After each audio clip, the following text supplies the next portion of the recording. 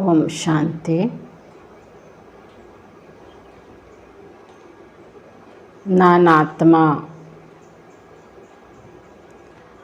ಮಸ್ತಕದ ಮಧ್ಯೆ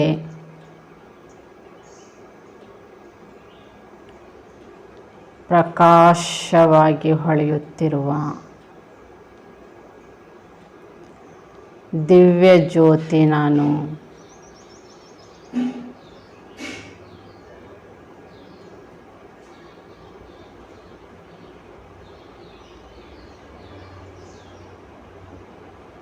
ನಾನಾತ್ಮ ಮಾಸ್ಟರ್ ಸರ್ವಶಕ್ತಿವಂತಾತ್ಮ.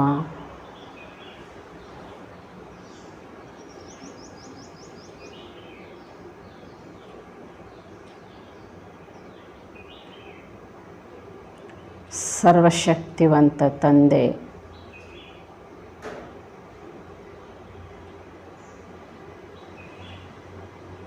ಸದಾ ನನ್ನ ಜೊತೆಗಾರನಾಗಿದ್ದಾರೆ.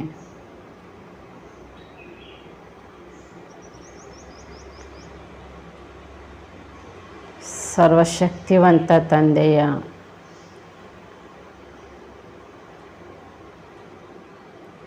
ಕೋಟಿ ಭುಜಗಳ ಆಶೀರ್ವಾದ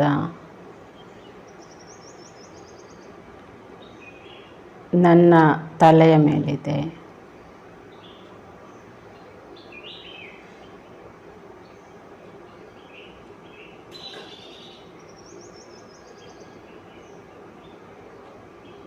ನಾನಾತ್ಮ ನಿಶ್ಚಿಂತನಾಗಿದ್ದೇನೆ.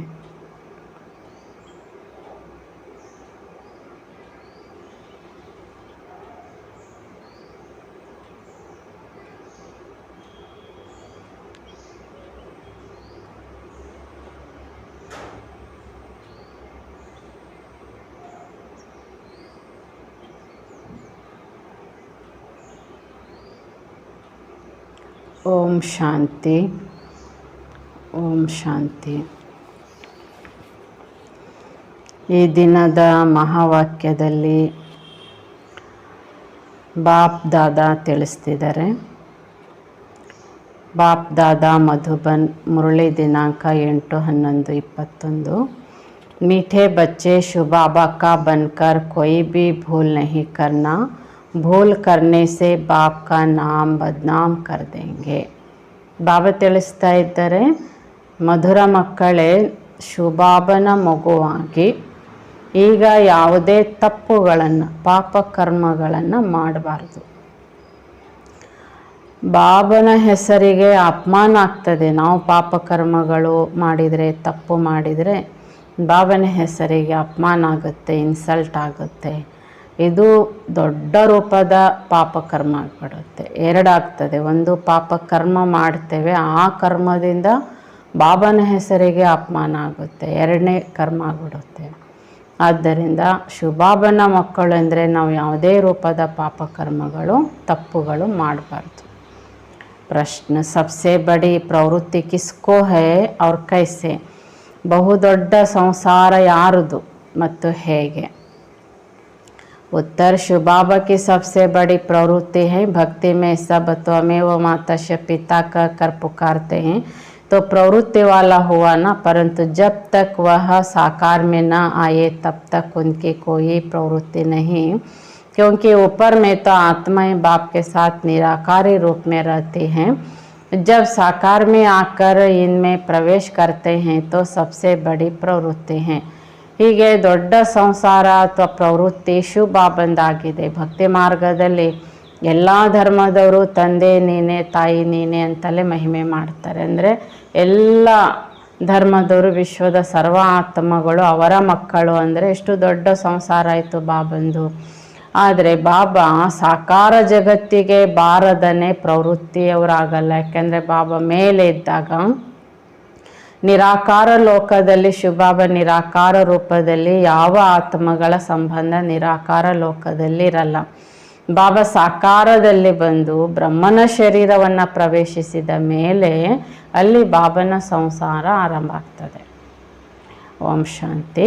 भारत खास और दुनिया आम का नहीं जानते कि बेहद का बाप ನಿವೃತ್ತಿ ವಾಲ ಹೈ ಯಾ ಪ್ರವೃತ್ತಿ ವಾಲ. ಭಾರತ ಮಾತ್ರವಲ್ಲ, ಇಡೀ ಜಗತ್ತಿನವರಿಗೆ ವಿಷಯ ಗೊತ್ತೇ ಇಲ್ಲ. ಪರಮಾತ್ಮ ಪ್ರವೃತ್ತಿ ಮಾರ್ಗದವರು, ನಿವೃತ್ತಿ ಮಾರ್ಗದವರು. जब बाप आते तो बच्चे बच्चे का बुलाते हैं, क्योंकि उनको पुकारा भी जाता है त्वमेव मातस्य पिता त्वमेव. तो गृहस्थी बन जाते हैं. ಹೇಗೆ ಪರಮಾತ್ಮ ನೀನು ತಂದೆ ಎಂದೇ ಕರೀತಾರೆ. ತಂದೆ ಎಂದು ಅವರನ್ನು ಕರಿತೇವೆ, ಮತ್ತೊಂದು ಕಡೆಗೆ ಮಹಿಮೆ ಮಾಡ್ತೇವೆ ತ್ವಮೇವ ಮಾತಸ್ಯ ಪಿತಾ ಎಂದಾಗ ಪರಮಾತ್ಮ ಎಷ್ಟು ದೊಡ್ಡ ಗೃಹಸ್ಥಿ ಆಗಿಬಿಟ್ರು, ಪ್ರವೃತ್ತಿಯವರಾಗಿದ್ದಾರೆ. ಅಗರ್ ಹೈ ಬಿ ತೋ ಸಬ್ ಆತ್ಮ ಹಿ ಬಚ್ಚೆ, ಜಬ್ ಏಕ್ ಜೈಸೆ ಬಚ್ಚೆ इसलिए समझते हैं सब परमात्मा है. ಆತ್ಮ भी ಬಿಂದಿ ರೂಪ में परमात्मा का भी बिंदु रूप है. ಆದರೆ ಬಾಬಾ ಹೇಳ್ತಾರೆ, ಭಲ ಶಿವಬಾಬನನ್ನು ಕರಿತಾ ಇದ್ರು ಕೂಡ ಮಕ್ಕಳಿಗೆ ತಂದೆ ಪರಿಚಯ ಇಲ್ಲ. ಈ ಸಂಶಯದಲ್ಲಿ ಇದ್ದು ಇದೇ ಪ್ರಚಾರ ಮಾಡ್ತಾ ಹೋದರು. ಆತ್ಮ ಮತ್ತು ಪರಮಾತ್ಮನ ರೂಪ ಜ್ಯೋತಿರ್ಬಿಂದು. ಅದಕ್ಕೆ ಪರಮಾತ್ಮನೇ ಆತ್ಮ ಅಂತ ಹೇಳಿಬಿಟ್ರು. ಎಲ್ಲರೊಳಗೂ ಪರಮಾತ್ಮ ಇದ್ದಾನೆ ಅಂತಲೇ ಹೇಳಿದರು. ಹೀಗಾಗಿ ಬಾಬಾ ಹೇಳ್ತಾರೆ, ಆತ್ಮ ಮತ್ತು ಪರಮಾತ್ಮನ ರೂಪ ಒಂದೇ. गृहस्थी लोग भी गाते हैं त्वमेव मातस्य पिता, सन्नी से निवृत्ति मार्ग वाले कह देते हैं परमात्मा ब्रह्म है. ಈ ಗೃಹಸ್ಥಿಗಳು ಪರಮಾತ್ಮನಿಗೆ ಹೇಳ್ತಾ ಬಂದರು ತಂದೆ ತಾಯಿ ನೀನೇ ಅಂತ. ಸನ್ಯಾಸಿಗಳು ಪರಮಾತ್ಮನಿಗೆ ಹೇಳ್ತಾ ಬಂದರು ಪರಮಾತ್ಮನೇ ಬ್ರಹ್ಮ ಆಗಿದ್ದಾರೆ. ಇವತ್ತು ತ್ವಮೇವ ಮಾತಸ್ಯ ಪಿತಾ नहीं कहेंगे, उनका मार्ग अलग है. यह भी भूल से लक्ष्मी नारायण के आगे जाकर महिमा गाते हैं त्वमेव मातस्ಯ ಪಿತಾ. ಹೀಗೆ ತ್ವಮೇವ ಮಾತಸ್ಯ ಪಿತಾ ಎಂದು ಸನ್ಯಾಸಿಗಳು ಹೇಳಲ್ಲ. ಸನ್ಯಾಸಗಳ ಮಾರ್ಗನೇ ಬೇರೆ, ಗೃಹಸ್ಥಿಗಳ ಮಾರ್ಗನೇ ಬೇರೆ. ಹೀಗೆ ಗೃಹಸ್ಥಿಗಳು ಕೆಲವು ಬಾರಿ ಲಕ್ಷ್ಮೀನಾರಾಯಣರ ಮುಂದೆ ಹೋಗಿ ಕೂಡ ತ್ವಮೇವ ಮಾತಸ್ಯ ಪಿತಾ ಎಂದು ಅಲ್ಲಿಯೂ ಮಹಿಮೆ ಮಾಡ್ತಾರೆ.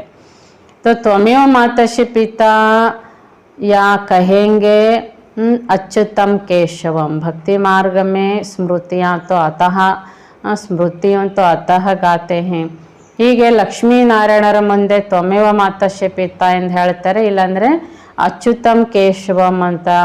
ಹೀಗೆ ದೇವತೆಗಳಿಗೆ ವಿವಿಧ ರೂಪದ ಮಹಿಮೆಯನ್ನು ಮಾಡ್ತಾರೆ. ವಾಸ್ತವ ಮೇ ಪರಮಾತ್ಮ ಬಾಪ್ ಹೈ, ಉನ್ಸೆ ವರಸಾ ಕೈಸೆ और क्या मिलना है तुम बच्चे जानते हो. ಆದರೆ ವಾಸ್ತವಿಕವಾಗಿ ಪರಮಾತ್ಮ ತಂದೆಯೇ. ಅವರಿಂದ ಮಕ್ಕಳಿಗೆ ಹೇಗೆ ಭಾಗ್ಯ ಸಿಗ್ತದೆ, ಸಂಪತ್ತು ಹೇಗೆ ಸಿಗ್ತದೆ ಎಂಬುದು ಈಗ ಮಕ್ಕಳಿಗೆ ಸ್ಪಷ್ಟವಾಗಿ ಗೊತ್ತಾಗಿದೆ. वह बाप भी है, दादा भी है, बड़ी माँ भी है, प्रजापिता भी है. इस द्वारा कहते हैं बच्चे मैं तुम्हारा बाप भी हूँ, फिर मुझे भी प्रवृत्ति मार्ग में आना पड़ता है. यह मेरी युगल भी है, बच्चा भी है. ಹೀಗೆ ಮಕ್ಕಳಿಗೆ ಬಾಬನ ಪರಿಚಯ ಆಗಿದೆ. ಬ್ರಹ್ಮ ಬಾಬನ ಪರಿಚಯ ಕೂಡ ನಮಗಿದೆ. ಬ್ರಹ್ಮ ಬಾಬನ ಶರೀರದಲ್ಲಿ ಶಿವಬಾಬನ ಪ್ರವೇಶತೆ ಆಯಿತು. ಅಂದರೆ ಇಲ್ಲಿ ಬ್ರಹ್ಮ ಬಾಬನೂ ತಂದೆನಾಗಿದ್ದಾರೆ, ಹಿರಿಯ ಸಹೋದರನೂ ಆಗಿದ್ದಾರೆ, ತಾಯಿಯೂ ಆಗಿದ್ದಾರೆ. ಅವರಿಗೆ ಪ್ರಜಾಪಿತಾ ಎಂದು ಕರೀತಾರೆ. ಅವರ ಮೂಲಕ ಶಿವಬಾಬಾ ನಮಗೆ ಮಕ್ಕಳು ಅಂತ ಕರೀತಾರೆ. ಅಂದರೆ ಬಾಬಾ ಶಿವಬಾಬನ ತಂದೆಯೂ ಆಗಿದ್ದಾರೆ. ಬಾಬಾ ಹೇಳ್ತಾರೆ, ಮಕ್ಕಳೇ ನಾನು ಈಗ ಪ್ರವೃತ್ತಿ ಮಾರ್ಗದವನಾಗಿದ್ದೇನೆ. ನೀವು ನನಗೆ ತಂದೆ ಅಂತ ಕರೆದ್ರೆ ಏನರ್ಥ ಆಯಿತು? ಇದೊಂದು ಕುಟುಂಬ, ಇದೊಂದು ಪ್ರವೃತ್ತಿ ಮಾರ್ಗ. ಶಿವಬಾಬಾ ಬ್ರಹ್ಮ ಬಾಬನಿಗೆ ಹೇಳ್ತಾರೆ, ಬ್ರಹ್ಮ ನನ್ನ ಪತ್ನಿ ಆಗಿದ್ದಾರೆ, ಮಗುನೂ ಆಗಿದ್ದಾರೆ. ಅಂದರೆ ಅವರ ಮೂಲಕ ನಮಗೆ ಮಕ್ಕಳು ಅಂತ ಬಾಬಾ ಕರೆದ್ರಲ್ಲ. ಅದಕ್ಕೆ ಅಲೌಕಿಕ ಜನ್ಮ ಶಿವಬಾಬಾ ಬ್ರಹ್ಮನ ಮೂಲಕ ನಮಗೆ ಕೊಡುವುದರಿಂದ ಇಲ್ಲಿ ಶಿವಬಾಬಾ ಪಿತಾ, ಬ್ರಹ್ಮ ಮಾತಾ, ಮತ್ತೊಂದು ಲೆಕ್ಕದಲ್ಲಿ ಶಿವಬಾಬನಿಗೆ ಬ್ರಹ್ಮನೂ ಮಗುನೂ ಆಗಿದ್ದಾರೆ. तो जब इसमें प्रवेश करता हूँ तब प्रवृत्ति मार्ग वाला बन जाता हूँ. मुझे ही सुप्रीम बाप, सुप्रीम टीचर, सुप्रीम गुरु भी कहते हैं. ಹೀಗೆ ನಾನು ಯಾವಾಗ ಈ ಶರೀರದಲ್ಲಿ ಪ್ರವೇಶ ಆಗ್ತೇನೆ ಆಗ ನಾನು ಪ್ರವೃತ್ತಿ ಮಾರ್ಗದವನಾಗ್ತೇನೆ.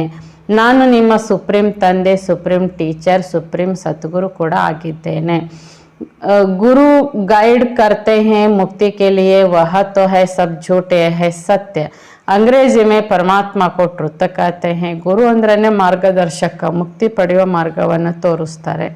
ಹೀಗೆ ಕಲಿಯುಗದಲ್ಲಿ ಎಲ್ಲ ಗುರುಗಳು ಹೇಳುವ ಮಾರ್ಗ ಸುಳ್ಳು.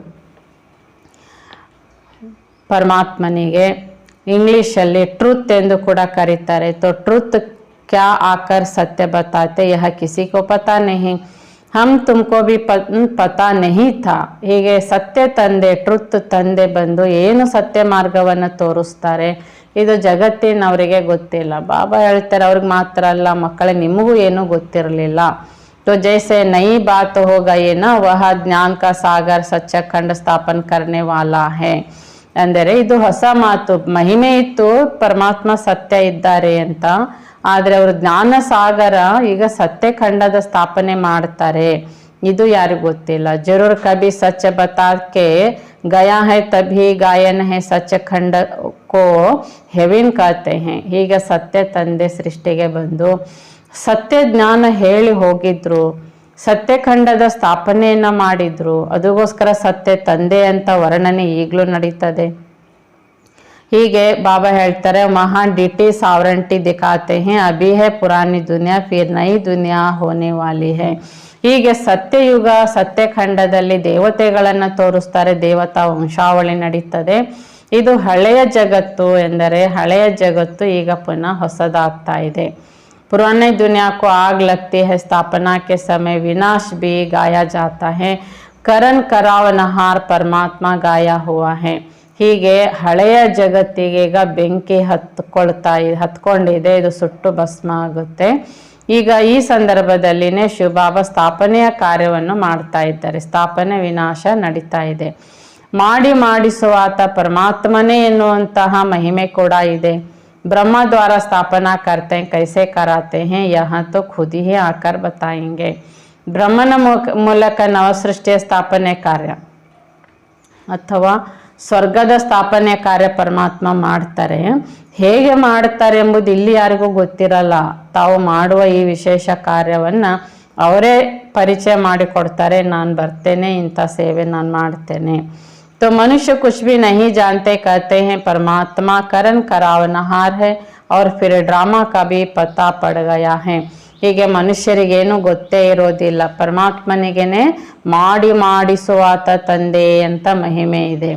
ಸೃಷ್ಟಿ ನಾಟಕ ಇದು ಎಂಬುದು ಕೂಡ ಜಗತ್ತಿಗೆ ಯಾರಿಗೂ ಗೊತ್ತೇ ಇಲ್ಲ. कलयुग का अंत सत्युगादि से संगम को ही ऊंच मानना चाहिए, कलयुग के बाद आता है सत्युग.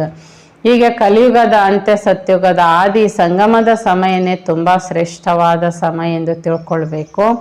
ಈಗ ಕಲಿಯುಗದ ಅಂತ್ಯ ಆಗಿ ಸತ್ಯುಗ ಆರಂಭ ಆಗ್ತದೆ. फिर नीचे उतरना होता है, स्वर्ग नरक गाया हुआ है, मनुष्य मरते हैं तो कहते हैं स्वर्गवासी हुआ, जरूर कोई समय स्वर्गवासी हुए हैं. ಹೀಗೆ ಚಕ್ರ ಮೇಲೆ ಬಂದದ್ದು ಕೆಳಗೆ ಬರ್ತದೆ, ಕೆಳಗೆ ಬಂದಿದ್ದು ಮೇಲೆ ಬರ್ತದೆ. ಹೀಗೆ ಸ್ವರ್ಗ ಬಂತು ಅಂದರೆ ನರಕ ಕೆಳಗೆ ಹೋಗ್ತದೆ, ನಾಶ ಆಗುತ್ತೆ. ಮತ್ತೆ ನರಕ ಮೇಲೆ ಬಂದಾಗ ಸ್ವರ್ಗ ಕೆಳಗೆ ಇಳಿತದೆ. ಹೀಗೆ ಮನುಷ್ಯರು ನೋಡಿ ತೀರಿ ಹೋದಾಗ ಭಾರತದಲ್ಲಿ ಇದೊಂದು ಮಾತು ಪ್ರಚಲಿತ ಇದೆ, ಎಲ್ಲರೂ ಸ್ವರ್ಗವಾಸಿ, ಸತ್ತವ್ರಿಗೆಲ್ಲ ಸ್ವರ್ಗಕ್ಕೆ ಹೋದ್ರು ಅಂತಾನೆ ಹೇಳ್ತಾರೆ. ಎಂದರೆ ಅವಶ್ಯ ಮೊದಲು ಅವರು ನರಕದಲ್ಲಿದ್ರು ಅಂತ ಅರ್ಥ. ಯಾ ಖಾಸ್ ಭಾರತವಾಸಿ कहते क्योंकि जानते हैं भारत सबसे प्राचीन है तो जरूर यही हेवन होगा. ಇದರಲ್ಲಿ ವಿಶೇಷ ಭಾರತವಾಸಿಗಳು ಈ ವಿಧಾನದ ಮಾತನ್ನ ಉಪಯೋಗಿಸ್ಕೊತಾರೆ, ಸ್ವರ್ಗಸ್ಥರಾದರು. ಯಾಕೆ ಭಾರತ ಪ್ರಾಚೀನವಾದಂತಹ ದೇಶ ಇದಾಗಿದೆ. ಅವಶ್ಯ ಭಾರತ ಸ್ವರ್ಗವಾಗಿತ್ತು. बातें कितनी सहज है परंतु ड्रामा अनुसार समझते नहीं है. ತುಂಬ ಸುಲಭವಾಗಿರುವಂತಹ ವಿಷಯ. ಸ್ವರ್ಗದಲ್ಲಿದ್ದವರು ನಾವೀಗ ನರಕದಲ್ಲಿದ್ದೇವೆ. ಸ್ವರ್ಗನೇ ಎಲ್ಲರೂ ಆಯ್ಕೆ ಯಾಕೆ ಮಾಡ್ಕೋತಾರೆ? ಸತ್ತವರಿಗೆಲ್ಲ ಸ್ವರ್ಗಕ್ಕೆ ಹೋದ್ರು ಅಂತ ಶಬ್ದನೇ ಯಾಕೆ ಹೇಳ್ತಾರಂದ್ರೆ ಅಲ್ಲಿ ಸಕಲ ಭಾಗ್ಯದ ಸುಖಮಯ ಜೀವನ ಇರುತ್ತೆ. ಪುಣ್ಯಾತ್ಮರು ಮಾತ್ರ ಸ್ವರ್ಗಕ್ಕೆ ಹೋಗೋದು ಅಂತಾನೆ ಹೇಳ್ತಾರೆ. ಹೀಗಾಗಿ ಆ ಬಳಕೆಯನ್ನ ಮಾಡ್ತಾ ಬಂದಿದ್ದಾರೆ. तो बाप आते हैं समझाने, पुराने भी बाबा पुकारते भी है, बाबा आओ आपने जो नॉलेज है वहाँ आकर हमें दो, पतितों को पावन बनाओ. ಹೀಗೆ ಬಾಬನನ್ನ ನಾವು ಕರಿತಾ ಬಂದಿದ್ದೇವೆ. ಹೇ ತಂದೆ, ನೀವು ಬನ್ನಿ, ನಿಮ್ಮಲ್ಲಿ ಏನು ಜ್ಞಾನ ಇದೆ ಜ್ಞಾನ ತಿಳಿಸಿ ನಮಗೆ ಪತಿತರನ್ನ ಪಾವನ ಮಾಡಿ. फिर कहते हैं हमारा दुख हर कर सुख दो, परंतु यह पता नहीं कि क्या नॉलेज देंगे, क्या सुख देंगे. अब तुम बच्चे जानते हो वहाँ बाप है तो जरूर बाप से रचना हुई होगी. ಹೀಗೆ ಶಿವಬಾಬಾ ಬಂದಿದ್ದಾರೆ. ದುಃಖ ದೂರ ಮಾಡಿ ಸುಖವನ್ನು ಕೊಡ್ತಾರೆ. ಆದರೆ ಇದು ಯಾರಿಗೂ ಪರಮಾತ್ಮ ಹೇಗೆ ದುಃಖ ದೂರ ಮಾಡ್ತಾರೆ ಜ್ಞಾನವೇ ಗೊತ್ತಿಲ್ಲ, ಅಥವಾ ಸುಖ ಹೇಗೆ ಅವರಿಂದ ಸಿಗ್ತದೆ ಅದು ಕೂಡ ಗೊತ್ತಿಲ್ಲ. ಹೀಗೆ ಮಕ್ಕಳಿಗೀಗ ಗೊತ್ತಾಗಿದೆ ಶಿವಬಾಬನ ಮೂಲಕ, ಅಂದರೆ ಶಿವಬಾಬನ ಮಕ್ಕಳು ನಾವು ಅಂದರೆ ನಮಗೆ ಸುಖ ಅವಶ್ಯವಾಗಿ ಅವರಿಂದ ಸಿಗ್ತದೆ. फादर माना रचता बच्चों ने फादर कहा तो क्रिएशन ठहरे, क्रिएशन भी जरूर कहाँ से पैदा हुए होगे, फिर बच्चों को ಪ್ರಾಪರ್ಟಿ भी दी होगी.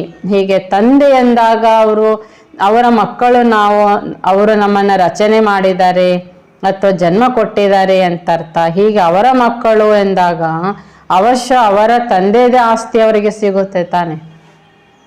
तो यहाँ तो कॉमन बात है, इसलिए ही मुझको त्वमेव मातस्य पिता कहते तो बाबा बड़ा गृहस्थी हुआ ना.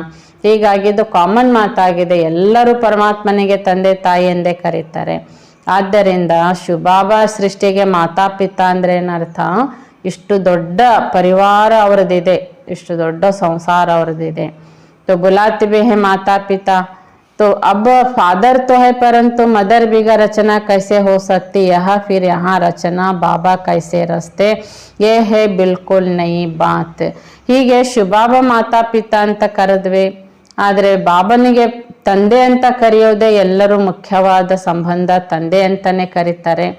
ಆದರೆ ತಂದೆ ತಾಯಿ ಹೇಗಾಗ್ತಾರೆ, ಅವರು ಮಕ್ಕಳನ್ನ ಜನ್ಮ ಹೇಗೆ ಕೊಡ್ತಾರೆ, ಇದು ಸಹ ಬಾಬಾ ಹೇಳ್ತಿದ್ದಾರೆ. ಯಹಾ ಫಿರ್ ಯಹಾ ರಚನಾ ಬಾಬಾ ಕೈಸೆ ರಸ್ತೆ, ಏ ಬಿಲ್ಕುಲ್ ನೈ ಬಾತ್ ಹೈ. ಪರಮಾತ್ಮ ತಂದೆ ನಿರಾಕಾರ ತಂದೆ, ಆದರೆ ಹೇಗೆ ಮಕ್ಕಳನ್ನ ಅವರು ಜನ್ಮ ಕೊಡ್ತಾರೆ ಅಥವಾ ಮಕ್ಕಳು ಅಂತ ಯಾವ ರೀತಿ ಸ್ವೀಕಾರ ಮಾಡ್ತಾರೆ, ಇದು ತುಂಬ ಹೊಸದಾದ ವಿಷಯ ಅಂತ ಹೇಳ್ತಾರೆ.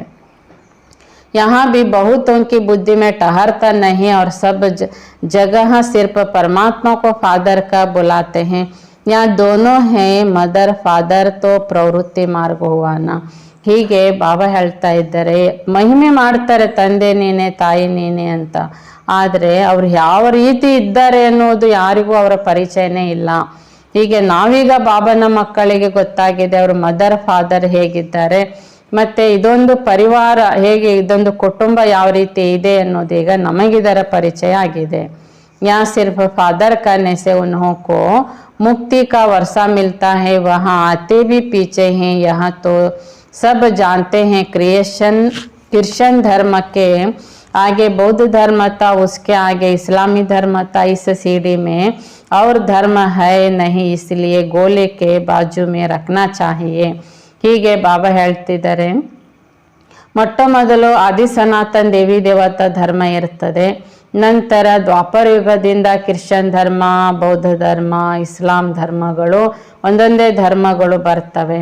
ಹೀಗಾಗಿ ಕೆಲವು ಧರ್ಮಗಳು ವೃಕ್ಷದಲ್ಲಿ ತೋರಿಸಿಲ್ಲ ಅಂತ ಒಂದು ಧರ್ಮ ಯಾವುದರಲ್ಲಿ ತೋರಿಸಿಲ್ಲ, ಅದಕ್ಕೋಸ್ಕರ ಬಾಬಾ ಹೇಳ್ತಿದ್ದಾರೆ ಈ ಚಿತ್ರವನ್ನ, ಈ ಸಿಡಿ ಚಿತ್ರ ಅಥವಾ ಕಲ್ಪವೃಕ್ಷವನ್ನ ಸೃಷ್ಟಿ ಕಾಲಚಕ್ರದ ಪಕ್ಕದಲ್ಲಿ ಹಾಕಿ.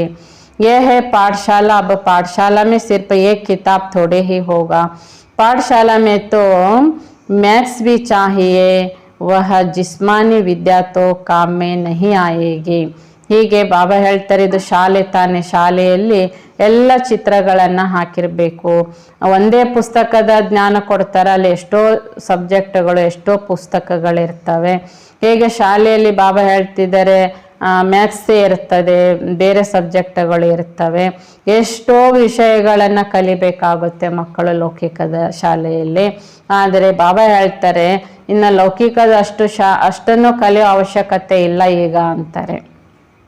मैथ्स से मनुष्य झट समझ जाएंगे, यहाँ तुम्हारे मुख्य मैथ्स है, कितना विस्तार से समझाया जाता फिर भी पत्थर बुद्धि समझते नहीं.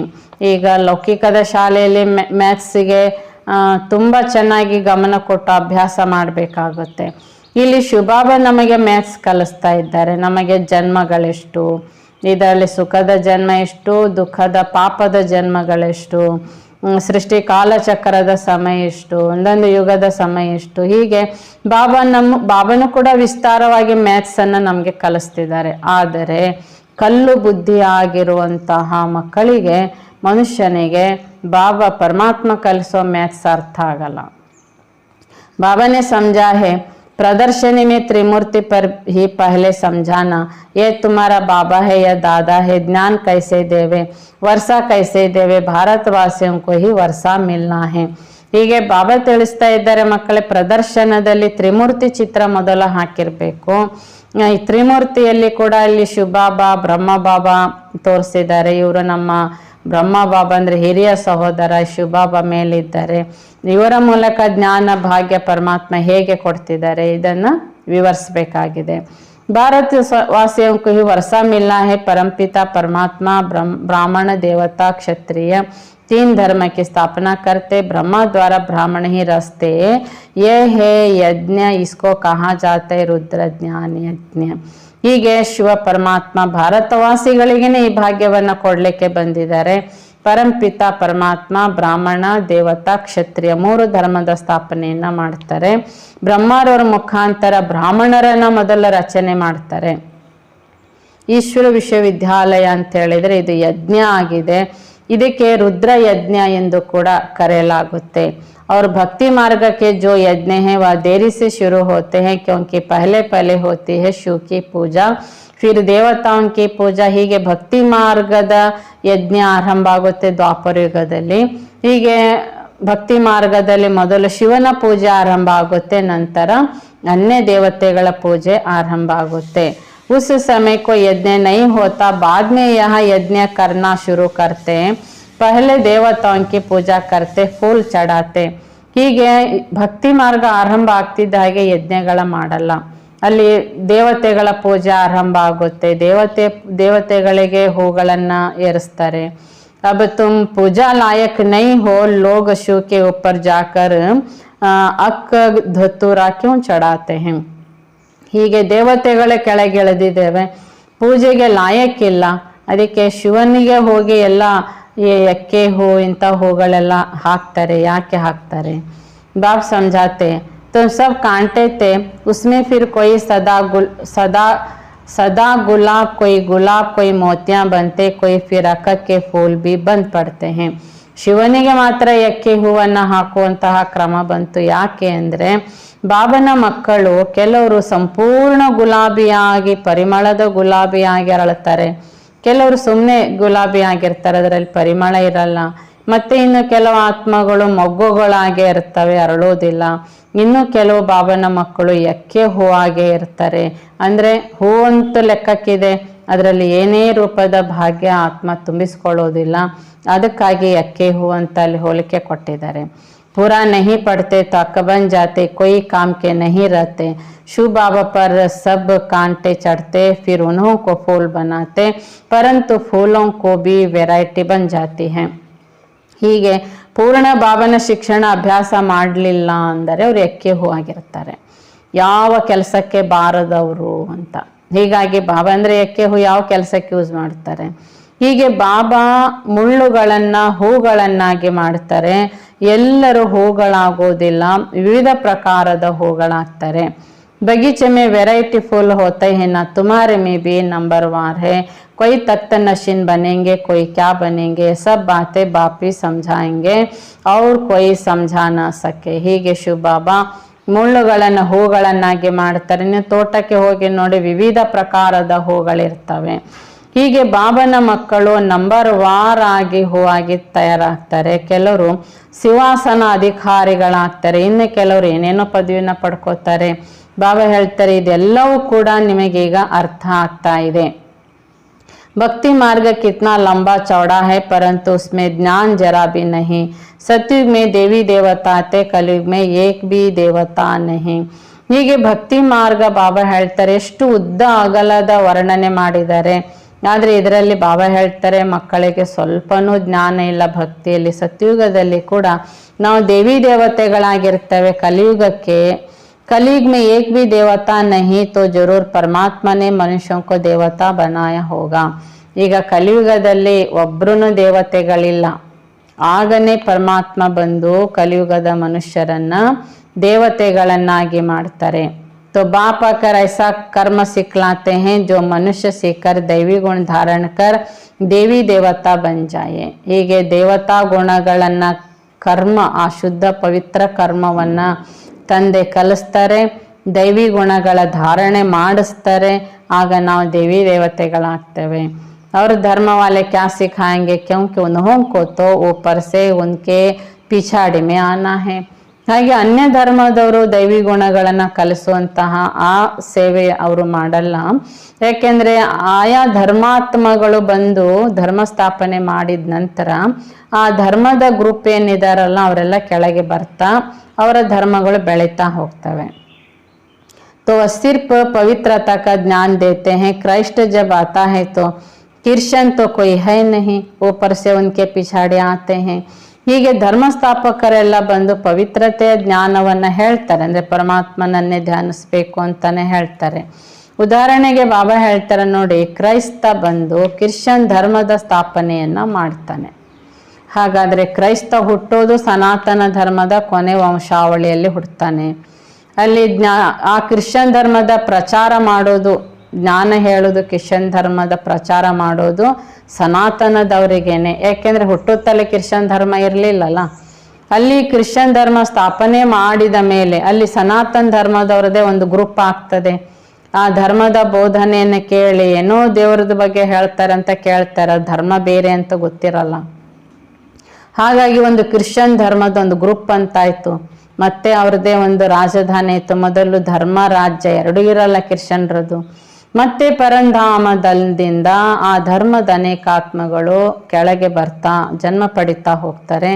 ಹೀಗೆ ಕ್ರಿಶ್ಚಿಯನ್ ಧರ್ಮದ ಸಂಖ್ಯೆ ಬೆಳೀತು। तो बाबा ने समझा है मुख्य धर्म है चार, जो धर्म स्थापन करते उनका जो शास्त्र है उनको कहा जाता है धर्मशास्त्र। ಹೀಗೆ ಮುಖ್ಯ 4 ಧರ್ಮಗಳು ಸ್ಥಾಪನೆ ಆಗ್ತವೆ। ಆ ಧರ್ಮಶಾಸ್ತ್ರಗಳಿಗೆ ಅವರೇನು ಬೋಧನೆ ಮಾಡ್ತಾರೆ ಅವು ಧರ್ಮಶಾಸ್ತ್ರಗಳಾಗ್ತವೆ। ಹೀಗೆ ಮುಖ್ಯ 4 ಧರ್ಮಗಳಿದ್ದಾವೆ। ಬಾಕಿ ಬಾಬಾ ಹೇಳ್ತಿದ್ದಾರೆ ಆ ಧರ್ಮಗಳೇ ಕ್ರಮೇಣ ಏನಾಗ್ತವೆ ಅಂದರೆ ಆ ಧರ್ಮದಲ್ಲಿನೇ ಮತ್ತೆ ಬೇರೆ ಬೇರೆ ವಿಭಾಗಗಳು, ಒಂದು ಗೆಲ್ಲಿರುತ್ತದೆ, ಒಂದು ರಂಬೆ ಇರುತ್ತದೆ, ಮತ್ತೆ ಅದರಲ್ಲಿ ಬೇರೆ ಬೇರೆ ರಂಬೆಗಳು ಗೆಲ್ಲುಗಳು ಬರ್ತವೆ। ಆ ರೀತಿಯಾಗಿ ಒಂದು ಧರ್ಮ ಸ್ಥಾಪನೆ ಆಗಿ ಮತ್ತೆ ಅದರಲ್ಲಿ ಬೇರೆ ಬೇರೆ ಧರ್ಮಗಳು ಕವಲೊಡಿತವೆ। ಇಸ್ಲಾಮಿ धर्मशास्त्र अपना, बौद्धियों का अपना, तो धर्मशास्त्र सिर्फ यही ठहरे। ಹೀಗೆ ಇಸ್ಲಾಂ ಧರ್ಮದ ಶಾಸ್ತ್ರ ಬೇರೆ, ಬೌದ್ಧಿಯರದೇ ಬೇರೆ, ಅವರವರ ಧರ್ಮಶಾಸ್ತ್ರಗಳು ಬೇರೆ ಬೇರೆನೇ ಇರ್ತದೆ। ಹೀಗೆ ಬಾಬಾ ಹೇಳ್ತಾರೆ ब्राह्मण धर्म तो अभी का है, वे लोग आते हैं ब्राह्मण देवी देवताएं नमः। तो उन ब्राह्मणों को समझाना है कि परमात्मा जब ब्रह्मा द्वारा आकर ब्रह्मा मुखवंशावली रचते हैं वही बच्चे ब्राह्मण हैं। ಹೀಗೆ ಬ್ರಾಹ್ಮಣ ಧರ್ಮಶಾಸ್ತ್ರ ಅಂತ ಯಾವುದಿಲ್ಲ। ಬಾಬಾ ಹೇಳ್ತಾರೆ ಬ್ರಾಹ್ಮಣ ದೇವಿ ದೇವತಾಯ ನಮಃ ಎಂಬ ವರ್ಣನೆಯನ್ನ ಮಾಡ್ತಾರೆ। ಬಾಬಾ ಬ್ರಾಹ್ಮಣರನ್ನ ಮೊದಲ ರಚನೆ ಮಾಡ್ತಾರೆ, ಅಂದ್ರೆ ಪರಮಾತ್ಮ ಬ್ರಹ್ಮನ ಮುಖಾಂತರ ಬ್ರಹ್ಮ ಮುಖವಂಶಾವಳಿಗಳ ರಚನೆ ಮಾಡ್ತಾರೆ, ಅವರೇ ನಿಜವಾದ ಬ್ರಾಹ್ಮಣರು। ತುಮ್ ತೋ ಪ್ರಜಾಪಿತಾ ಬ್ರಹ್ಮ के औलाद हो ही नहीं, तुम सिर्फ अपने को ब्राह्मण कहलाते हो परंतु अर्थ नहीं जानते। ಬಾಬಾ ಹೇಳ್ತಿದ್ದಾರೆ ನೀವು ಪ್ರಜಾಪಿತ ಬ್ರಹ್ಮನ ಸಂತಾನರೇ ಅಲ್ಲ, ಆದರೆ ನಾವೀಗ ಬ್ರಾಹ್ಮಣರು ಅಂತ ಹೇಳಿಸ್ಕೊಳ್ಳಿಕ್ಕೆ ಒಂದು ಅರ್ಥ ಇದೆ ತಾನೆ ಅಂತ ಬಾಬಾ ಹೇಳ್ತಾರೆ। ಇದು ಕೂಡ ಯಾರಿಗೂ ಗೊತ್ತೇ ಇಲ್ಲ। ब्रह्मा भोजन जब खाते हैं तो संस्कृत में श्लोक पढ़ ब्रह्मा भोजन की महिमा गाते, महिमा सारी फालतू करते हैं। ಈಗ ಬ್ರಹ್ಮ ಭೋಜನ ಇರ್ತದೆ ಸೆಂಟ್ರಲ್ಲಿ, ಲೌಕಿಕದಲ್ಲಿ ಈ ಬ್ರಹ್ಮ ಭೋಜನಕ್ಕೆ ಮಹಿಮೆ ಸಂಸ್ಕೃತದ ಆ ಶ್ಲೋಕಗಳನ್ನು ಹೇಳಿ ಊಟ ಮಾಡ್ತಾರೆ, ಆದರೆ ಆ ಬ್ರಹ್ಮ ಭೋಜನದ ಮಹಿಮೆನೇ ಗೊತ್ತಿರಲ್ಲ। ಶ್ಲೋಕ ಹೇಳಬೇಕು ಅಂತ ಹೇಳ್ಬಿಟ್ಟು ಆ ಸಮಯದಲ್ಲಿ ಶ್ಲೋಕ ಹೇಳಿ ಊಟ ಮಾಡ್ತಾರೆ। तो उनसे पूछना चाहिए कि तुम ब्राह्मण कैसे ठहरे। पहले तो ब्रह्मा चाहिए जिस द्वारा परमात्मा सृष्टि रचे, तो सच्चे ब्राह्मण हो। तुम ब्राह्मणों को तो चोटी दिखाते हैं ना। ಹೀಗೆ ಬಾಬಾ ಹೇಳ್ತಾ ಇದ್ದಾರೆ, ಈಗ ಬಾಬನ ಮಕ್ಕಳು ಸತ್ಯ ಬ್ರಾಹ್ಮಣರು, ಬ್ರಾಹ್ಮಣರು ಪರಮಾತ್ಮನ ಮೂಲಕ ಬ್ರಾಹ್ಮಣತನ ಪಡೆದಿದ್ದಾರೆ। ಬ್ರಾಹ್ಮಣರ ಮೂಲಕ ನವ ಸೃಷ್ಟಿ ರಚನೆಯನ್ನ ಮಾಡ್ತಾರೆ, ಅದಕ್ಕೋಸ್ಕರ ಸತ್ಯ ಬ್ರಾಹ್ಮಣರು ಅಂದ್ರೇನೆ ಬಾಬಾ ಆ ಸತ್ಯ ಬ್ರಾಹ್ಮಣತನಕ್ಕೆ ಏನು ಹೇಳ್ತಾರೆ ವರ್ಣನೆ ಅವರು ಜುಟ್ಟಲ್ಲಿ ತೋರಿಸ್ತಾರೆ। ಬ್ರಾಹ್ಮಣರು ಅಂದ್ರೆ ಅಷ್ಟು ಶ್ರೇಷ್ಠರು। तो विराट रूप में फिर ब्राह्मण दिखाते नहीं, तो ब्राह्मण अर्थ कहाँ से है। ब्राह्मण आए कहाँ से, तुम अपने को ब्राह्मण कहलाते हो, तो परमात्मा जब आकर ब्रह्मा द्वारा नई रचना रचे तब ब्राह्मण हो, फिर ब्राह्मण ही देवता बनते हैं। ಹೀಗೆ ಬಾಬಾ ಹೇಳ್ತಾರೆ, ವಿರಾಟ ರೂಪದಲ್ಲಿ ಬ್ರಾಹ್ಮಣರನ್ನ ತೋರಿಸೋದಿಲ್ಲ. ಹಾಗಾದ್ರೆ ಬ್ರಾಹ್ಮಣರು ಎಲ್ಲಿಂದ ಬರ್ತಾರೆ? ಬಾಬಾ ಹೇಳ್ತಾರೆ, ನೀವೀಗ ಬ್ರಾಹ್ಮಣರು ಎನಿಸ್ಕೊಳ್ತಾ ಇದ್ದೀರಿ ಅಂದ್ರೆ ಪರಮಾತ್ಮ ಬಂದು ಬ್ರಹ್ಮಾರವರ ಮುಖಾಂತರ ನವಸೃಷ್ಟಿಯ ರಚನೆಯನ್ನ ಮಾಡಲಿಕ್ಕೆ ಬ್ರಾಹ್ಮಣರನ್ನ ರಚಿಸ್ತಾರೆ. ಬ್ರಾಹ್ಮಣರೇ ಮುಂದಕ್ಕೆ ದೇವಿ ದೇವತೆಗಳಾಗ್ತಾರೆ. तो ब्राह्मण होती भी संगम पर कलयुग में सब शूद्र हैं, ब्राह्मणों की बहुत महिमा करते हैं. ಹೀಗೆ ಬ್ರಾಹ್ಮಣರ ಇರೋದೇ ಸಂಗಮ ಯುಗದಲ್ಲಿ, ಕಲಿಯುಗದಲ್ಲಿ ಶೂದ್ರರಾಗಿರ್ತಾರೆ. ಬ್ರಾಹ್ಮಣರ ಮಹಿಮೆ ಅದಕ್ಕೋಸ್ಕರ ಅಪಾರ ಇದೆ. ये सब बातें बाबा समझाते. अल्फ और बे ಬಾಕಿ है ಡಿಟೇಲ್. ಬಾಬಾ ಇದೆಲ್ಲ ವಿಸ್ತಾರವಾದ ಜ್ಞಾನ ನಮಗೆ ಕಲಿಸ್ತಾರೆ. ಮುಖ್ಯವಾಗಿದೆ ಅಲ್ಫ್ ಪರಮಾತ್ಮ ಮತ್ತು ಭಾಗ್ಯ. ಇವೆರಡು ಮಾತು ಅರ್ಥ ಮಾಡ್ಕೊಳ್ಬೇಕು ಮತ್ತು ಜ್ಞಾನ ಸಾಕಷ್ಟು ವಿಸ್ತಾರ ಇದೆ. ಭಕ್ತಿ का भी समझना पड़े. बाबा कह देते तुम कोई भगत हो, बाकी बाबा कब गुस्सा आदि नहीं करते. ಹೀಗೆ ಭಕ್ತಿನೂ ಸಹ ಮಕ್ಕಳು ತಿಳ್ಕೊಳ್ಬೇಕಾಗಿದೆ. ಬಾಬಾ ತಿಳಿಸ್ತಿದ್ದಾರೆ, ಮಕ್ಕಳೇ ನೀವು ಭಕ್ತರು ಆಗಿರ್ತೀರಲ್ಲ ಅಂದರೆ ಬಾಬಾ ಹೇಳ್ತಾರೆ ಬಾಕಿ ಬಾಬಾ ಸಬ್ ಕಬ್ ಗುಸ್ಸಾ ಆದಿ ನಹಿ ಕರ್ತೆ. बाबा समझानी तो देगा ना, क्योंकि बच्चे अगर भूल करते तो नाम बदनाम किसका होगा. ಬಾಕಿ ಬಾಬಾ ಮಕ್ಕಳ ಮೇಲೆ ಕೋಪ ಅಂತೂ ಮಾಡ್ಕೊಳ್ಳೋದಿಲ್ಲ. ಆದರೂ ಶಿವಬಾಬಾ ಬ್ರಹ್ಮನ ಮೂಲಕ ಮಕ್ಕಳಿಗೆ ತುಂಬ ತಿಳುವಳಿಕೆಯನ್ನು ಕೊಡ್ತಾರೆ. ಮಕ್ಕಳೇ ನೀವೀಗ ಏನೋ ತಪ್ಪು ಪಾಪ ಕರ್ಮ ಮಾಡಿದರೆ ಯಾರ ಹೆಸರಿಗೆ ಅಪಮಾನ ಆಗುತ್ತೆ? तो शिव बाबा का इसलिए बाबा बच्चों के कल्याणार्थ शिक्षा देते. समझो इनसे कोई भूल हो जाती तो भी उसको सुधारने के लिए ड्रामा में नुंदा है. ಹೀಗೆ ಶಿವಬಾಬಾ ಮಕ್ಕಳ ಕಲ್ಯಾಣಾರ್ಥವಾಗಿ ತಿಳಿಸ್ತಲೇ ಇರ್ತಾರೆ. ಹೀಗೀಗೆ ಇರಬೇಕು, ಈ ಶ್ರೀಮತದಂತೆಯೇ ನಡಿಬೇಕು. ಉದಾಹರಣೆಗೆ ಬಾಬಾ ಹೇಳ್ತಾರೆ ನೋಡಿ, ಒಂದು ವೇಳೆ ಬ್ರಹ್ಮ ಬಾಬಾ ಏನಾದರೂ ತಪ್ಪು ಮಾಡಿದರೆ ಅವರನ್ನು ಸುಧಾರಿಸುವ ವಿಧಾನನೂ ಕೂಡ ಡ್ರಾಮಾದಲ್ಲಿದೆ. ಆ ರೀತಿ ಸುಧಾರಿಸ್ಬೇಕಾಗುತ್ತೆ. उससे भी फायदा निकलेगा क्योंकि यहाँ बड़ा बच्चा है ना, सारा मदार इस पर है, इनसे कोई नुकसान नहीं होगा. ಈಗ ಅವ್ರೇನಾದರೂ ತಪ್ಪು ಮಾಡಿದರೆ ಅಂದರೆ ಅಲ್ಲಿ ಶಿವಬಾಬಾ ಸುಧಾರಿಸ್ಲಿಕ್ಕೆ ಇರ್ತಾರೆ. ಬಾಬಾ ಹೇಳ್ತಾರೆ ಇದು ಒಂದು ಲಾಭ ಏನಾಗುತ್ತೆ ಅಂದರೆ ಪ್ರತಿಯೊಂದು ಮಗು ಬ್ರಹ್ಮ ಬಾಬನ್ ನೋಡ್ತಾ ಇರ್ತಾರೆ. ಬ್ರಹ್ಮನ ಮೇಲೆ ತುಂಬ ದೊಡ್ಡ ಜವಾಬ್ದಾರಿ ಇದೆ ಮತ್ತು ಮಕ್ಕಳೆಲ್ಲರೂ ಕೂಡ ಬ್ರಹ್ಮ ಬಾಬನ ಮೇಲೆ ಡಿಪೆಂಡ್ ಆಗಿರ್ತಾರೆ. ಹೀಗಾಗಿ ಬ್ರಹ್ಮ ಬಾಬಾ ಏನು ಮಾಡ್ತಾರೆ ಅದನ್ನು ಮಕ್ಕಳು ಮಾಡ್ತಾರೆ ಅಂದರೆ ಇದರಲ್ಲಿ ಲಾಸ್ ಏನಿಲ್ಲ. तो यह कहते ऐसे करो तो कर देना चाहिए.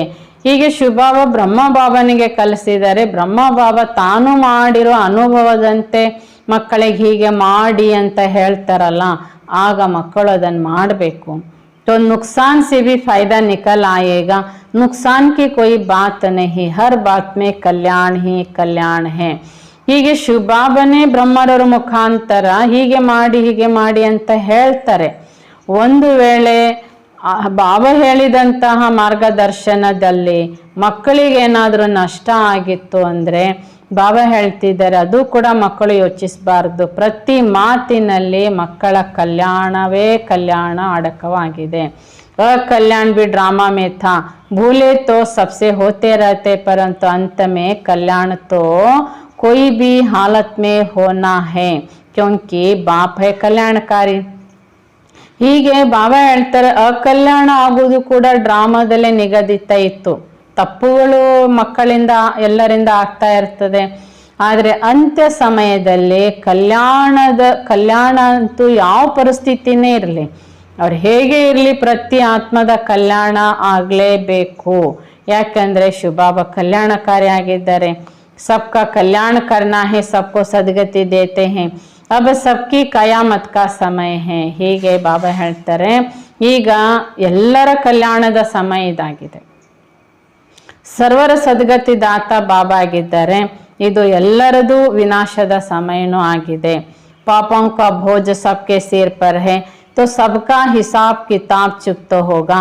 सजाएं मिलने में देरी नहीं लगती हैं. ಬಾಬಾ ಹೇಳ್ತಾರೆ ಈಗ ಇದು ಎಲ್ಲರದ್ದು ವಿನಾಶದ ಸಮಯ ಆಗಿದೆ, ಎಲ್ಲರ ತಲೆ ಮೇಲೆ ಪಾಪದ ಭೋಜಗಳಿದಾವೆ, ಎಲ್ಲರದ್ದು ಲೆಕ್ಕಾಚಾರ ಚುಕ್ತ ಆಗ್ಬೇಕಾಗಿದೆ. ಬಾಬಾ ಹೇಳ್ತಾರೆ ಸಜಾ ಮಿಲ್ಲೆ ಮೇ ದೇರಿ ನಹಿ ಲಗ್ತಿ, ಶಿಕ್ಷೆ ಭೋಗಿಸ್ಲಿಕ್ಕೆ ಹೆಚ್ಚು ಸಮಯ ಬೇಕಾಗೋದಿಲ್ಲ ಅಂತಾರೆ ಬಾಬಾ. ಸೆಕೆಂಡ್ ಮೇ ಜೀವನ್ ಮುಕ್ತಿ ಮಿಲ್ತಿ ಹೈ ತೋ ಕ್ಯಾ ಸೆಕೆಂಡ್ ಮೇ ಪಾಪಂ ಕಿ ಸಜಾ ನಹಿ ಭೋಗ್ ಸಕ್ತೆ. 1 ಸೆಕೆಂಡ್ನಲ್ಲಿ ಜೀವನ್ ಮುಕ್ತಿ ಸಿಗ್ತದೆ ಅಂತ ಬಾಬಾ ಹೇಳ್ತಾರಲ್ಲ, ಹಾಗೆ ಆತ್ಮಕ್ಕೆ 1 ಸೆಕೆಂಡಲ್ಲಿ ಕಠಿಣ ಶಿಕ್ಷೆ ಕೊಡ್ಲಿಕ್ಕೆ ಆಗೋದಿಲ್ವಾ ಅಂತಂದ್ರೆ ಆತ್ಮಕ್ಕೆ ಶಿಕ್ಷೆ ಕೊಟ್ಟಾದ್ರೂ ಬಾಬಾ ಕಲ್ಯಾಣ ಮಾಡಲೇಬೇಕಾಗ್ತದೆ. जैसे काशी कलवट में होता है, शरीर छूट जाता है परंतु ऐसे नहीं शिव बाबा से जाकर मिले नहीं, सिर्फ पिछला पापों का हिसाब चुक्त हो फिर नए सिर शुरू हो जाता है.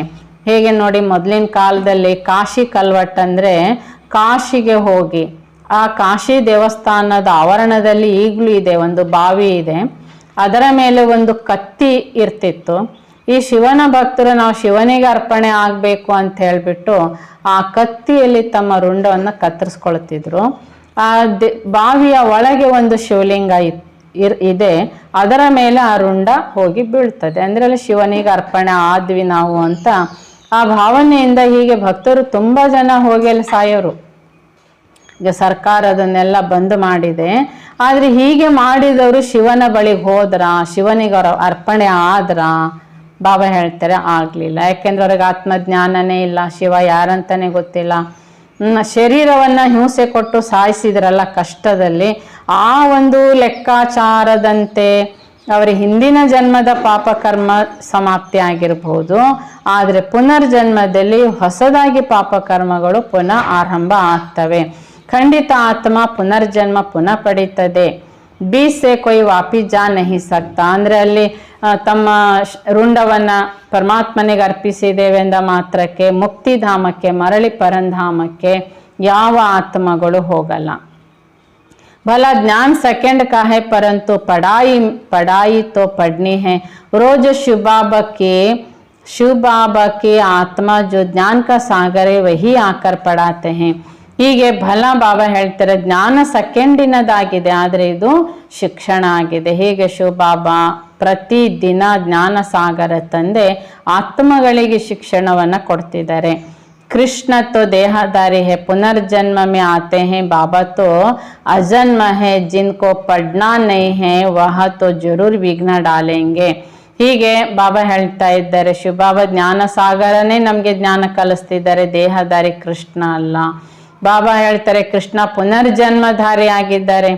ಬಾಬನಿಗೆ ಅಜನ್ಮ ಅಂತ ಹೇಳಾಗುತ್ತೆ, ಅಂದ್ರೆ ಜನ್ಮ ಇಲ್ಲ. ಅವರು ನಮಗೆ ಶಿಕ್ಷಣವನ್ನ ಕೊಡ್ತಿದ್ದಾರೆ, ಆದರೂ ಈ ಶಿಕ್ಷಣದಲ್ಲಿ ತುಂಬಾ ವಿಘ್ನಗಳ ಹಾಕುತ್ತಾರೆ.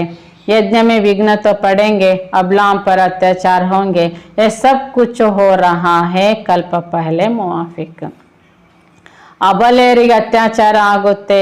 ಬಾಬಾ ಹೇಳ್ತಾರೆ ಶಿಕ್ಷಣದಲ್ಲಿ ವಿಘ್ನಗಳು ಹಾಕ್ತಾರೆ.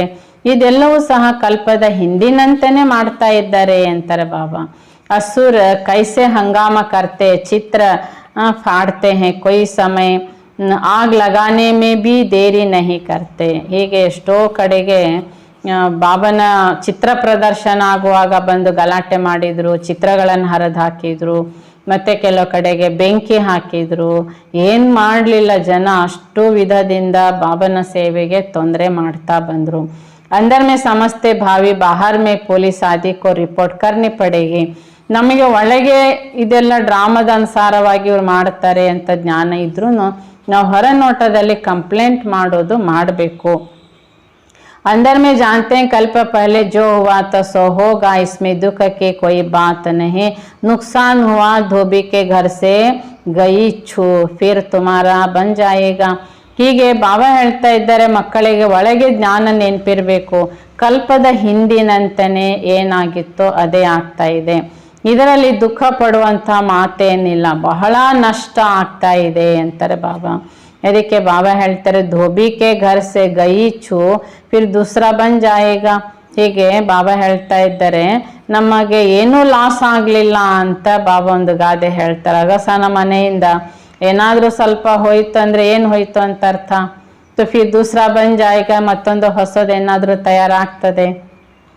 बाबा ने कह दिया जहाँ प्रदर्शन आदि करते हैं तो 8 दिन के लिए इंश्योरेंस करा दो, कोई अच्छा आदमी होगा तो चर्चा भी नहीं चार्ज भी नहीं लेगा। ಬಾಬಾ ತಿಳಿಸ್ತಾರೆ, ನೀವು ಪ್ರದರ್ಶನ ಎಲ್ಲ ಮಾಡಿದಾಗ 8 ದಿನ ಮಾಡಿದರೆ 8 ದಿನದ ಇನ್ಶೂರೆನ್ಸ್ ಮಾಡಿ, ಕೆಲವು ಒಳ್ಳೆ ವ್ಯಕ್ತಿಗಳಿದ್ರು ಅದರ ಖರ್ಚು ಕೂಡ ತಗೊಳ್ಳಲ್ಲ। इंश्योरेंस किया तो भी क्या होगा, फिर नए अच्छे चित्र बन जाएंगे, कदम कदम में पदम है। ಬಾಬಾ ಹೇಳ್ತಾರೆ ಇನ್ಶೂರೆನ್ಸ್ ಮಾಡದಿದ್ರೂ ಕೂಡ ಒಂದು ವೇಳೆ ಜನ ತೊಂದರೆ ಕೊಟ್ಟು ಅಲ್ಲೇನೆಲ್ಲ ಚಿತ್ರ ಹಾಳು ಮಾಡಿದ್ರು ಅಥವಾ ಬೆಂಕಿಯನ್ನು ಹಾಕಿದ್ರು ಕೂಡ ಬಾಬಾ ಹೇಳ್ತಾರೆ ಹೊಸ ಚಿತ್ರಗಳು ಪುನಃ ತಯಾರಾಗ್ತವೆ, ಯಾಕೆಂದ್ರೆ ಹೆಜ್ಜೆ ಹೆಜ್ಜೆಗೂ ಬಾಬನ ಸಹಾಯ ಮಕ್ಕಳಿಗಿದೆ। ತುಮಾರ Kadam Kadam second second ಬಹುತ್ valuable ಹೇ, ಮಕ್ಕಳ ಹೆಜ್ಜೆ ಹೆಜ್ಜೆ ಒಂದೊಂದು ಸೆಕೆಂಡು ತುಂಬ ವ್ಯಾಲ್ಯೂಬಲ್ ಇದೆ। ಅಂದರೆ ಮಕ್ಕಳು ಹೆಜ್ಜೆ ಹೆಜ್ಜೆಗೂ ಬಾಬಾ ನೆನಪಿನಲ್ಲಿ ಇದ್ದಾರೆ ಅಂದಾಗ ಅದಕ್ಕೆ ತುಂಬ ಬೆಲೆ ಇದೆ। तुम पदम पति बनते हो, 21 जन्मों के लिए बाबा से वर्षा लेते हो तो कितना अच्छी रीति समझना चाहिए। ಹೀಗೆ ಮಕ್ಕಳೇ ನೀವೀಗ ಪದ್ಮಾಪತಿ ಆಗ್ತಾ ಇದ್ದೀರಿ, 21 ಜನ್ಮಗಳವರೆಗೆ ಬಾಬನಿಂದ ಭಾಗ್ಯ ಪಡಿತೀರಿ ಅಂದರೆ ನೀವೆಷ್ಟು ಚೆನ್ನಾಗಿ ಈ ಶಿಕ್ಷಣದ ಅಭ್ಯಾಸ ಮಾಡಬೇಕು। वहाँ स्वर्ग में तुम्हारे पास अनगिनत धन होगा, गिनती की बात नहीं तो कितना बाबा तुमको धनवान सुखी बनाते हैं। ಹೀಗೆ ಸತ್ಯುಗ ಸ್ವರ್ಗದಲ್ಲಿ ನೀವೆಷ್ಟು ಧನವಂತರಾಗಿರ್ತೀರಂದ್ರೆ ಲೆಕ್ಕ ಮಾಡ್ಲಿಕ್ಕೆ ಸಾಧ್ಯ ಇಲ್ಲ। ಆ ಪ್ರಕಾರದ ಧನವಂತಿಕೆಯನ್ನು ಬಾಬಾ ಮಕ್ಕಳಿಗೀಗ ಕೊಡ್ತಿದ್ದಾರೆ, ನೀವು ಎಷ್ಟು ಸುಖಿಗಳಾಗಿರ್ತೀರ ಆಗ। ಇನ್ಕಮ್ ಕಿತನಿ ಬಡಿ ಹೈ, ಪ್ರಜಾ ಬಿ ಕಿತನೆ ಸಾಕಾರ ಬಂತಿ ಹೈ। ಹೀಗೆ ಬಾಬನ ಈ ಶಿಕ್ಷಣದಿಂದ ಆತ್ಮಕ್ಕೆ ನಮಗೆ ಎಷ್ಟು ಸಂಪಾದನೆ ಆಗ್ತಾ ಇದೆ। ಈಗ ಎಷ್ಟೊಂದು ಪ್ರಜೆಗಳು ಇರ್ತಾರೆ, ಅವರು ಕೂಡ ತುಂಬಾ ಶ್ರೀಮಂತರೇ ಆಗಿರ್ತಾರೆ। यह है सोर्स ऑफ इनकम, 21 जन्म के लिए यह है मनुष्य से देवता बनने की पाठशाला। पढ़ता कौन है, ಹೀಗೆ ಬಾಬಾ ಕಲಿಸುವ ಶಿಕ್ಷಣ 21 ಜನ್ಮದ ಸಂಪಾದನೆ ಶಿಕ್ಷಣ ಇದಾಗಿದೆ। ಮನುಷ್ಯರಿಂದ ದೇವತೆಗಳಾಗುವ ಪಾಠಶಾಲೆ ಇದು, ಆದರೆ ಇಲ್ಲಿ ಕಲಿಸ್ತಾ ಇರೋರು ಯಾರು ನಮಗೆ ಜ್ಞಾನ ಪರಮಾತ್ಮ ತಂದೆ। ಫಿರ್ ಐಸೆ ಪಢಾಯಿ ಮೇ ಗಫಲತ್ ನಹೀ ಕರ್ನೆ ಚಾಹಿಯೇ, ಇಷ್ಟು ಶ್ರೇಷ್ಠವಾದಂಥ ಇಷ್ಟು ಸಂಪಾದನೆ ಮಾಡಿಸುವಂಥ ಶಿಕ್ಷಣ ಇದು, ಇದರೊಳಗೆ ಮಕ್ಕಳು ಹುಡುಗಾಟಿಕೆಯನ್ನು ಮಾಡಬಾರ್ದು ಎಂದು ಹೇಳ್ತಾರೆ। अच्छा, मीठे मीठे सिखलते बच्चों प्रति माता पिता बाप दादा का याद प्यार और गुड मॉर्निंग। रूहानी बाप के रूहानी बच्चों को नमस्ते। हम रूहानी बच्चों की रूहानी बाप दादा को याद प्यार और गुड मॉर्निंग और नमस्ते नमस्ते नमस्ते। थैंक्स बाबा, धन्यवाद बाबा, मेरा बाबा, प्यारा बाबा, मीठा बाबा। मुख्यांश, सदा स्मृति रहे कि इस कल्याणकारी युग में हर बात में कल्याण है, हमारा कल्याण हो नहीं सकता। ಮಕ್ಕಳಿಗೆ ಸದಾ ನೆನಪಿರಬೇಕು, ಇದು ಕಲ್ಯಾಣಕಾರಿ ಯುಗ, ಈ ಯುಗದಲ್ಲಿ ಪ್ರತಿ ಮಾತಿನಲ್ಲಿ ಕಲ್ಯಾಣ ಇದೆ, ಮಕ್ಕಳ ಅಕಲ್ಯಾಣ ಆಗಲಿಕ್ಕೆ ಸಾಧ್ಯನೇ ಇಲ್ಲ। ಹರ್ ಬಾತ್ ಮೇ ಕಲ್ಯಾಣ ಸಮझ ಸದಾ ನಿಶ್ಚಿಂತ रहना है, ಮಕ್ಕಳ ಪ್ರತಿ ಮಾತಿನಲ್ಲಿ ಕಲ್ಯಾಣ ಇದೆ ಅಂತ ತಿಳ್ಕೊಂಡು ನಿಶ್ಚಿಂತರಾಗಿರಬೇಕು। सेकेंड पॉइंट, सदा गुलाब बनने के लिए पढ़ाई पर पूरा पूरा ध्यान देना है।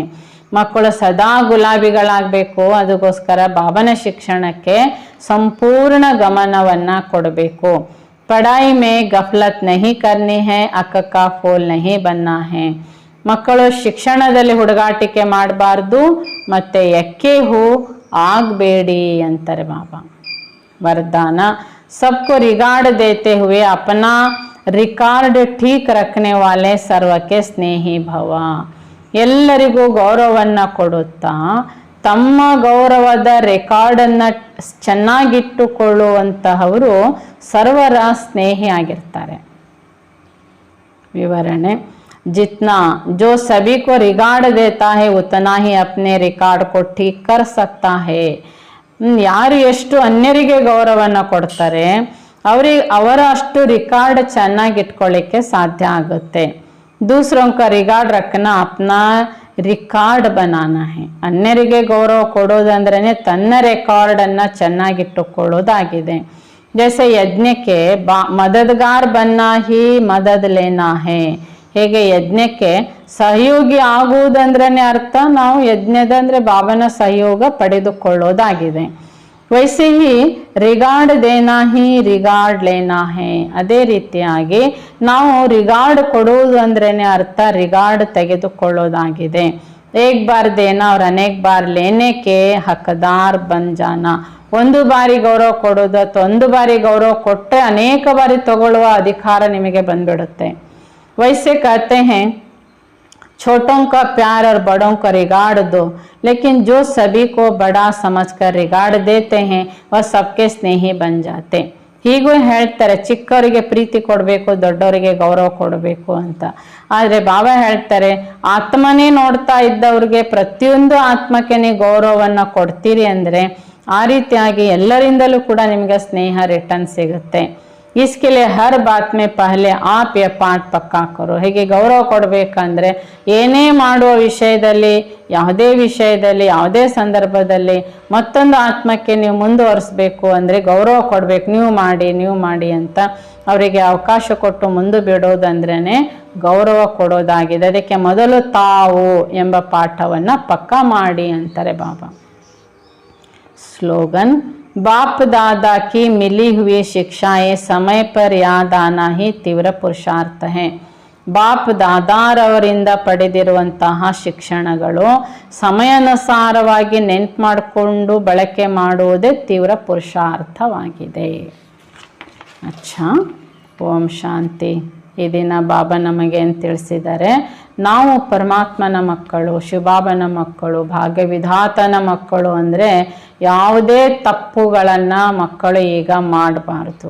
ಹಾಗೆ ಮಾಡಿದರೆ ಏನಾಗುತ್ತೆ, ಬಾಬನ ಹೆಸರಿಗೆ ಅಪಮಾನ ಆಗುತ್ತೆ. ಇದು ಇನ್ನೊಂದು ದೊಡ್ಡ ಪಾಪ ಆಗಿಬಿಡುತ್ತೆ. ಇದರ ಲೆಕ್ಕಾಚಾರ ದೊಡ್ಡ ಮಟ್ಟದಲ್ಲಿನೇ ಭೋಗಿಸ್ಬೇಕಾಗುತ್ತೆ. ಅದಕ್ಕಾಗಿ ಇಂಥ ತಪ್ಪುಗಳನ್ನು ಮಾಡಬೇಡಿ. ಮತ್ತು ಇಡೀ ಜಗತ್ತಿನಲ್ಲಿ ಬಹುದೊಡ್ಡ ಪ್ರವೃತ್ತಿ ಮಾರ್ಗದವರು ಅಂದ್ರೇ ಶಿವಬಾಬಾ. ಬಾಬನ ಸಂಸಾರವೇ ದೊಡ್ಡದು, ಬಾಬನ ಕುಟುಂಬನೇ ದೊಡ್ಡದು ಅಂತ ಹೇಳ್ತಾರೆ ಬಾಬಾ. ಇಷ್ಟು ದೊಡ್ಡ ಕುಟುಂಬವನ್ನು ಬಾಬಾ ಹೇಗೆ ನಿಭಾಯಿಸ್ತಾ ಇದ್ದಾರೆ, ಇದೆಲ್ಲ ಈಗ ಮಕ್ಕಳಿಗೆ ಅನುಭವಕ್ಕೆ ಬಂದಿದೆ. ಅಚ್ಚಾ, ಓಂ ಶಾಂತಿ, ಓಂ ಶಾಂತಿ.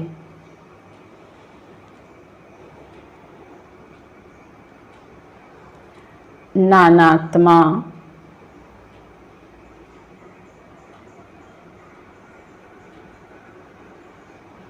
ಪವಿತ್ರ ಸಾಗರನ ಸಂತಾನ,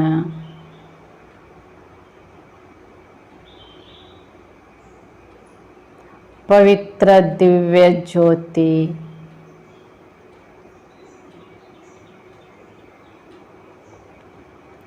ಪವಿತ್ರ ಪ್ರಕಾಶ ಸ್ವರೂಪ ಜ್ಯೋತಿ ನಾನು.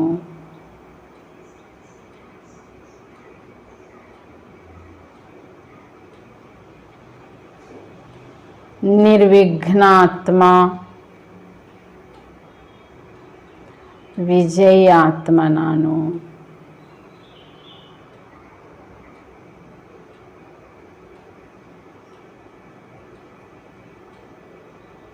ನಿಶ್ಚಿಂತಾತ್ಮ, ಶಾಂತ ಸ್ವರೂಪಾತ್ಮ ನಾನು.